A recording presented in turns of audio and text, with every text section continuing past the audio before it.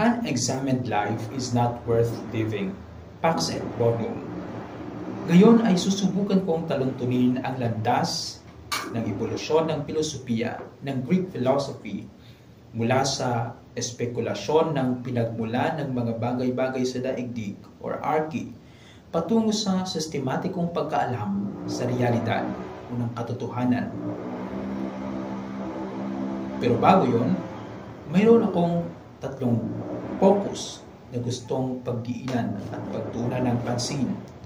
Una ay kung paanong ang mga konsepto at ideya ng mga pre-Socratic philosophers sa sina Anaximander at Anaximenes ay mayroong relasyon at nagpakilala ng dalawang magkasalungat na ideya rin ng mga sumunod na pilosopo kay Socrates na sina Platon at Aristotle.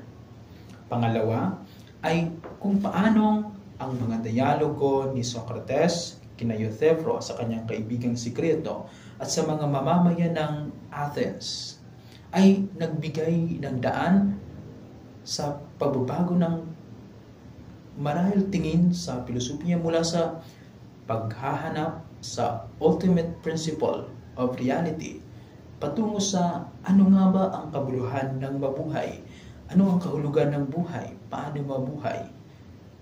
At pangatlo na focus ng aking tatalakayin ngayon ay kung paanong itong mga sumunod na pilosopo kay Socrates na sina Platon at Aristotle ay bagamat mayroong magkaibang konsepto ng pagtuklas at pag-alam sa realidad ay may parehong timbang, bigat at timbang sa mga bagay na natuklasan at tinutuklas ng filosofiya.